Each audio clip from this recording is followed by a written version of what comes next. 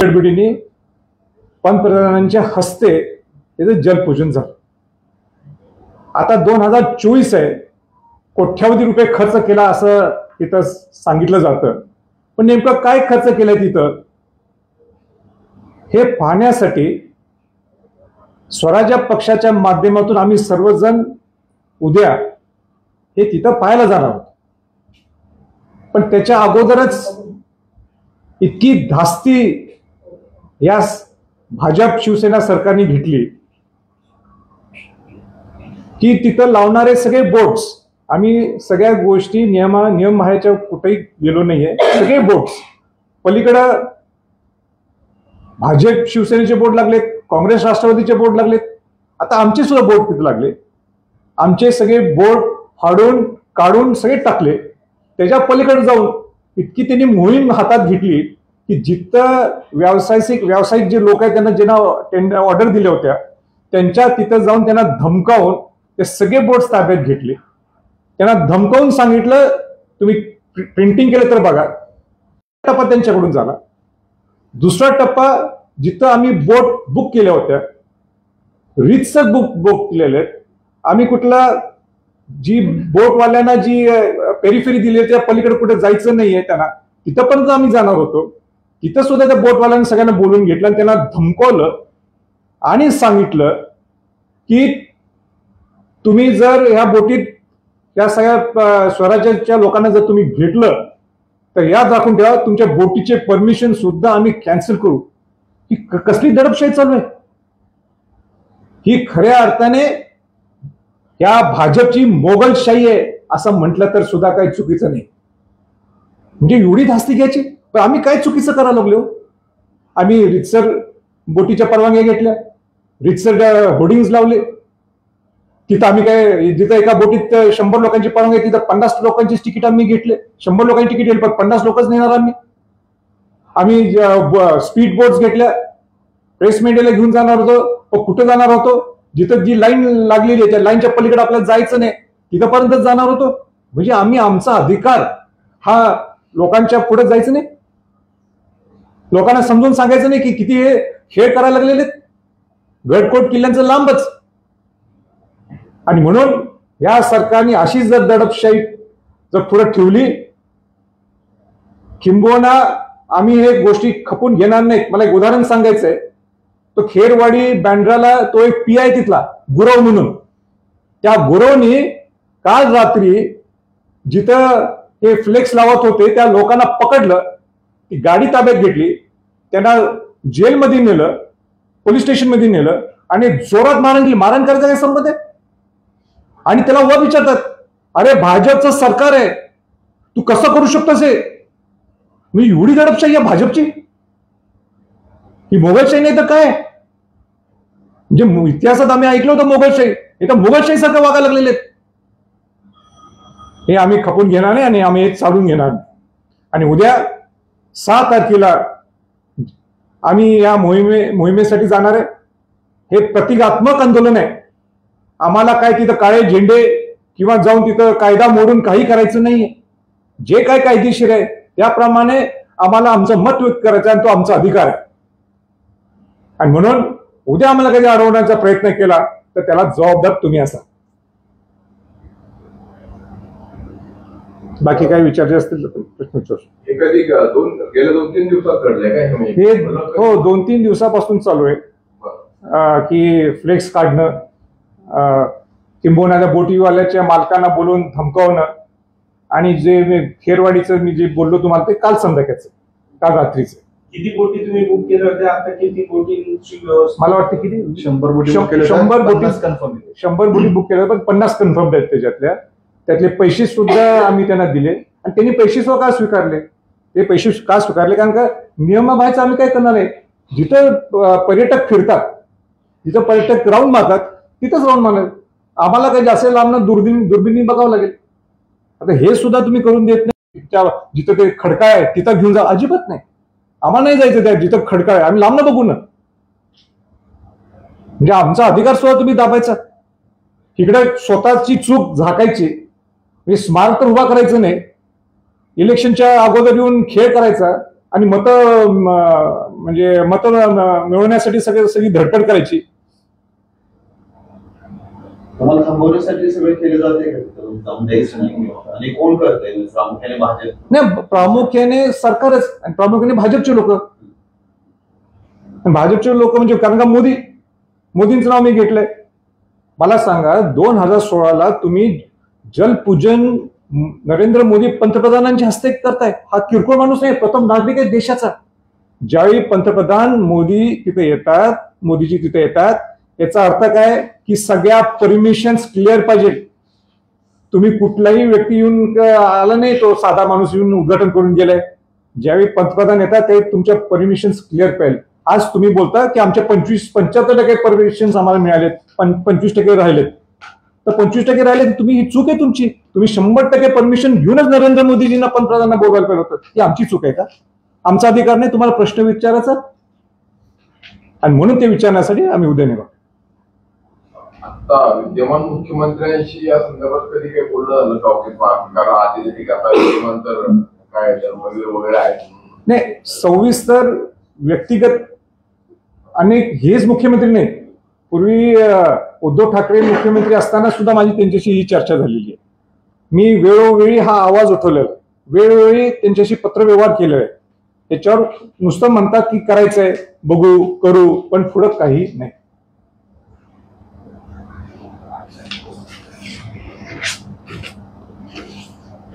आणि आमच्या सगळ्या मुख्य पदाधिकाऱ्यांना सुद्धा धमक्या यायला लागलेल्या आहेत. पोलीस डिपार्टमेंटकडनं सुद्धा यायला लागले आहेत. तुमच्यावर गुन्हा नोंद करू, तुमच्यावर हे करू, तुमच्यावर ते करू. हे चांगल्या कामासाठी सुद्धा सरकारच्या माध्यमातून आणि सरकारी दफ्तराच्या माध्यमातून, प्रशासनाच्या माध्यमातून या धमक्या येतात. हे दुर्दैव आहे. ही मुघलशाही नाही का? ही हुकुमशाही नाही का? ही दडपशाही आहे का? आणि आम्ही का बसायचं? उद्या तुम्हाला तिथे काही जाऊ नका वगैरे असं तर काही सांगण्यात आलेलं नाही. नाही, मला काही फोन काय आलेला नाहीये. पण मी प्रामाणिकपणाने जो आमचा अधिकार दिलेला आहे बाबासाहेब आंबेडकरांनी, आम्ही विचारायला निघालो. आम्ही तिथं काही जाऊन आंदोलन करणार आहे किंवा आम्ही जाऊन तिथं काही काळे झेंडे दाखवणार आहे, काहीच नाही.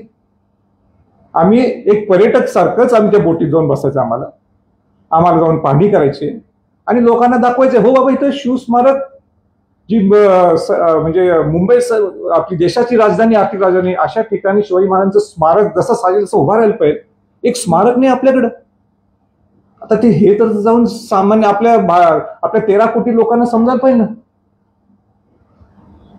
पर्यावरणीय दृष्ट्या त्याला परवानगी नाकारली जाते असं सांगण्यात येते आणि तिथं करणं पण नैसर्गिक दृष्ट्या योग्य होत नाही असं कारण दिलं जाते. तुमचा प्रश्न एकदम बरा असतोय.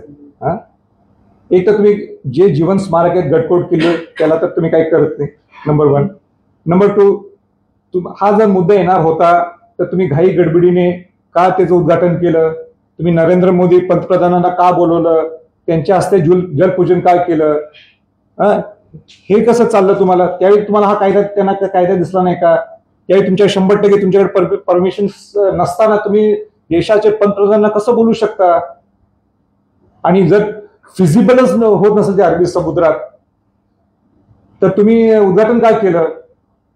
जयंत पाटील सुद्धा मला वाटते पालकमंत्री असताना जी समोरची जागा फिक्स केली होती ती जागा बदलली, लांब जागा नेली. ती कशी बदलली? त्याचा फिजिबिलिटी रिपोर्ट काय आहे? याची उत्तर द्यायला पाहिजे ना. आणि हाच आमचा उद्याचं मोहीम आहे की सगळ्या लोकांच्या पुढे हा प्रश्न आणून ठेवायचा. आता एवढी सुद्धा आम्हाला अधिकार आहे. आणि उद्या जर तुम्हाला अडवलं तर काय भूमिका असेल? उद्या जर अडवले नाही, का अडवतील ते? कशासाठी अडवते? मी काय तिथं जो कोण असिस्टंट CP असेल किंवा SP असेल त्यांनी मला सांगावं माझी काय चूक आहे, मग बघू उद्या. माझा म्हणजे स्वराज्य पक्षाचा अधिकार काय आहे का नाही विचारायला.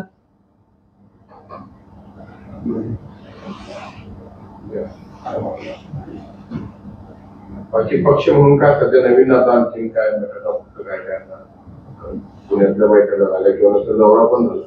11 तारखेला महाराष्ट्र स्वराज्य पक्षाचं लॉन्च आहे पुण्यात, आणि मग आमचं स्वराज्य पक्षाचे अनेक उद्दिष्ट, स्वराज्य पक्ष कशा पद्धतीने जाणार, विधानसभेत आमची लाईन ऑफ ॲक्शन काय असणार आहे, हे 9-11 ऑक्टोबरला पुण्यात हा जाहीर कार्यक्रम होणार आहे. आणि मग पुढचे टप्पे आहेत, नाशिकचे दौरे आहेत, नांदेडचा दौरा आहे, आणि टप्प्याटप्प्याने वेगवेगळे दौरे आपल्याला पाहायला मिळतात. तुम्ही एकत्र आलात, स्वाभाविकपणे अनेक वेगवेगळ्या पक्षातून म्हणा, वेगवेगळ्या संस्था संघटनांकडून संधीची मागणी किंवा संधीची इच्छा व्यक्त होत असेल, असा साधारणपणे ओढा काय वाटलाय का? माहोल चांगला तयार झालेला आहे. अनेक इच्छुक लोक जे तिकडे अस्वस्थ आहेत ते आम्हाला फोन करायला लागलेले आहेत. पहिलं म्हणजे हा पूर्ण आमचं प्राधान्य राहणार आहे की सगळे विस्थापित लोकांना हे तिकीट द्यावे आपण. पण जर प्रस्थापित लोकांच्याकडनं जर चांगले लोक आमच्याकडे आले तर ते स्वागतच आहे. पण अस्वस्थता पलीकडे निर्माण झालेली आहे दोन्ही बाजूकडनं. महाविकास आघाडी असेल, महायुती असेल, किंवा लोक अस्वस्थ सुद्धा आहेत. त्यातून हा निश्चित फायदा आम्हाला होणार आहे. एक सुसंस्कृत महाराष्ट्र घडवण्याच्या दृष्टिकोनातून आमचा प्रवास असल्यामुळं ते निश्चित आम्हाला फायदे होईल.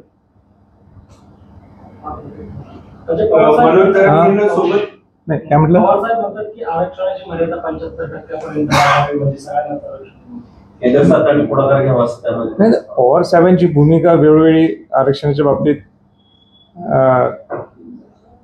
ते कशा पद्धतीने सांगत असतात ते मला कल्पना नाही. आणि ते ज्येष्ठ आहेत, त्यांना बाकीच्या लोकांच्यापेक्षा जास्त आरक्षणाच्या बाबतीत समजत असेल. पण माझा मुद्दा हाच आहे की जे 10% आरक्षण वाढवून दिलेलं आहे त्याला सगळ्यांचे सह्या आहेत, पण मराठा समाजाला ते मान्य नाही.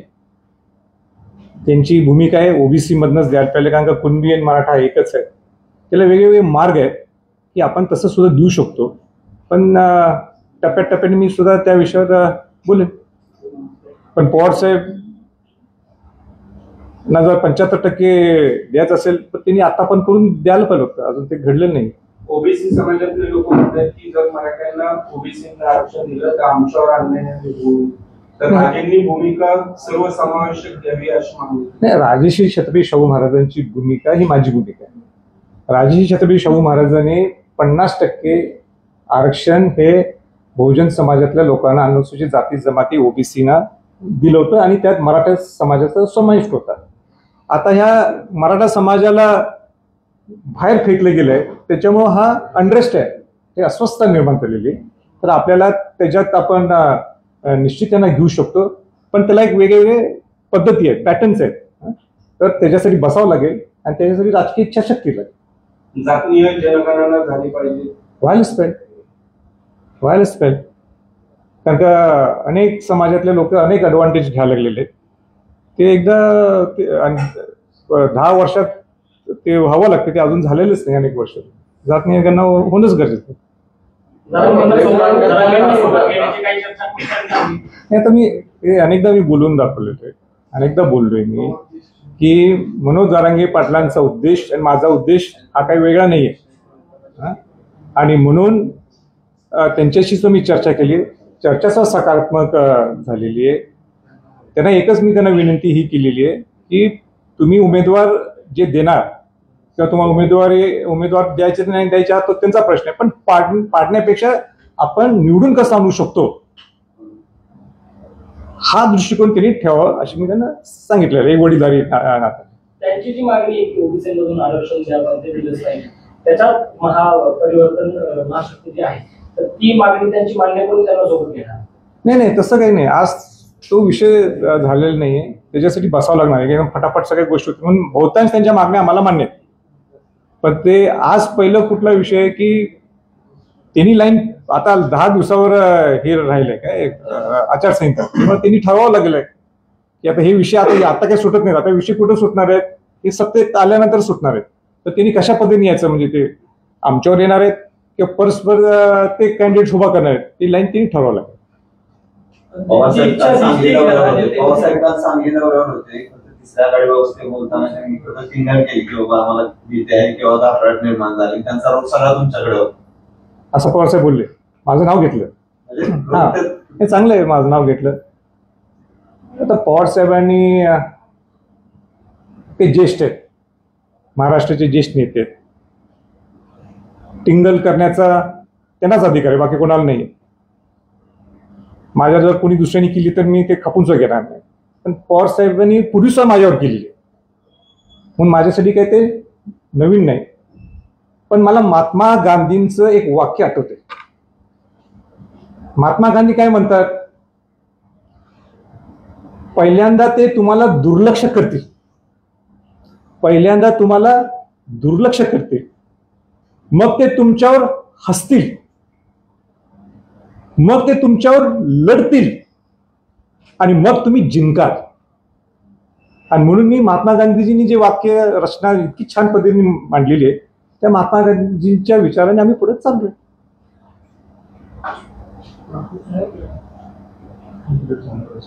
आता ते फ्लेक्स काढण्याचं तुम्ही दाखवलं, त्यात काय म्हणजे महाराजांचे चित्र असलेलं का फोटो असलेले फ्लेक्स काढले? हो.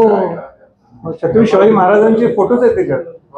हो, म्हणजे शिवाजी महाराजांचं स्मारकच जे आपण म्हणतो, ते शिवाजी महाराजांचा फोटो असल्याशिवाय ते फ्लेक्स पूर्णच होऊ शकत नाही.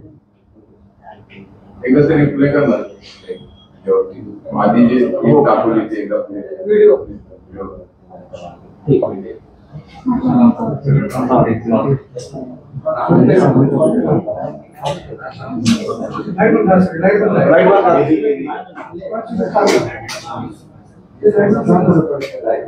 त्याच्यामध्ये बोर्डच्या परवानग्या पण आहे.